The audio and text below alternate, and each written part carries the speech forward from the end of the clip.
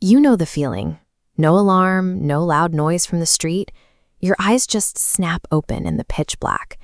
And suddenly there's this crushing weight on your chest, a quiet voice whispering that the clock is ticking and you're running completely out of time. Let's look at a guy named Marcus. Marcus has done everything society told him to do. He landed a decent job, he pays his rent on time. By all outward metrics, he is a functioning, successful adult. Yet there he is, lying in bed, bathed in the blue light of his phone. He scrolls, he closes the app, he opens it again 3 seconds later. He is looking for a distraction from the heavy, sinking dread that settles in the moment the screens go dark. The strangest part about this dread is what's missing. Marcus isn't facing a sudden eviction. He didn't lose his job, and his relationship isn't falling apart. The dread isn't coming from an external crisis. It is coming from a quiet internal realization about himself. Waking up in a cold sweat at 2 in the morning forces you to confront a deeply uncomfortable truth. You can avoid massive, spectacular failure your entire life and still end up feeling exactly like you've wasted it. To understand why this happens, we have to look at how we allocate our daily effort. Practically speaking, every action you take falls into one of 2 buckets. There is maintenance and there is progression. Maintenance tasks are the required, repetitive actions that keep your baseline reality intact. You show up to your shift, you pay the electric bill, you do the laundry. You're actively burning energy just to keep the lights on and the floor clean. Progression tasks operate completely differently. These are actions that push you outside that baseline. Learning a difficult new skill, making a high-stakes phone call, or taking a calculated risk. These inputs actually alter the future trajectory of your life. Here is where the trap snaps shut. Millions of people, including Marcus, are pouring 100% of their daily energy into the maintenance loop. They're sprinting on a treadmill. And deep down, the brain realizes no actual ground is being covered, triggering that immediate middle-of-the-night panic response. We are wired to move.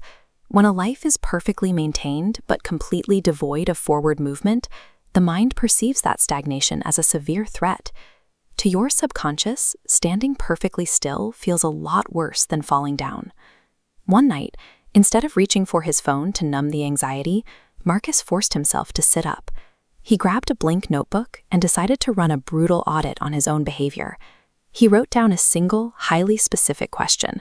What did I do today that actually moved my life forward? He sat there in the quiet apartment and searched his memory for an answer.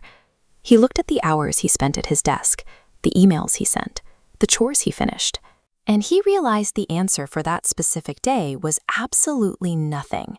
That harsh reality check led him to create a system. He didn't draft a 50-page master plan. He didn't start waking up at 4 a.m. to take ice baths. He built a highly targeted behavioral patch designed specifically to fix the maintenance bug in his routine. He called it the 2-17 rule. The parameter was incredibly simple. Before his head hit the pillow at night, he had to complete exactly one single action that actually counted. But it came with strict constraints. The task could not be an urgent deadline for his boss. It could not be an easy chore.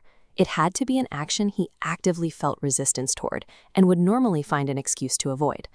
The objective here isn't to build a $1 million company in a week. The goal is to establish a minimum effective dose of forward momentum. It is a daily requirement to generate tangible proof that you still have agency over your own future. On day 1 of implementing this rule, the friction was intense. Marcus stared at his laptop, exhausted from his standard maintenance tasks. His brain immediately supplied the familiar rationalizations, suggesting he rest now and start fresh tomorrow. But at 11:48 p.m., he forced his hands to the keyboard. He opened a program he had been putting off learning for months, and he focused on building a new skill. He only lasted 20 minutes before shutting the laptop down. That night, for the first time in weeks, the 2:17 a.m. wake-up felt different. He still woke up, but the sharp, electric spike of adrenaline was muted. The frantic need to scroll through his phone was replaced by a quiet realization that the cycle had been interrupted. This wasn't an instant cure for his anxiety, but it was a resolution of the specific conflict that caused it. By willingly engaging in a difficult progression task, Marcus sent a signal to his own nervous system. He provided the first piece of evidence that his energy was no longer being spent exclusively on staying in place. The brain is remarkably practical. It doesn't require a finished masterpiece or a massive victory to lower its alarm response. It merely requires undeniable proof of forward movement. Fast forward 30 days, and then several months into this daily practice. The execution was often messy. Some nights the effort felt clumsy, forced, and entirely inadequate. But the rules stayed in place. If you look at Marcus's external life during this period, you won't see a Hollywood montage. He did not suddenly generate massive wealth. He didn't achieve viral fame or secure any dramatic markers of overnight success. Instead, the change was structural. The chronic nocturnal anxiety faded as his daily decision-making became more decisive. He spent less time debating whether to start a task and more time actually doing it, building a reservoir of confidence that changed how he viewed his own potential. We are constantly sold the idea that escaping a rut requires burning the boats, that to get unstuck you have to quit your job, move to a new city, or make sweeping, highly visible life changes. The data points in the opposite direction. True transformation is the byproduct of accumulating hundreds of micro-proofs of momentum over a long period of time. A human life can survive a temporary failure. It struggles to survive the long-term sensation that nothing is ever going to change. You don't need to fix your entire existence today. You just need to take one single uncomfortable action, because that is the only proof your mind needs to know it is truly alive.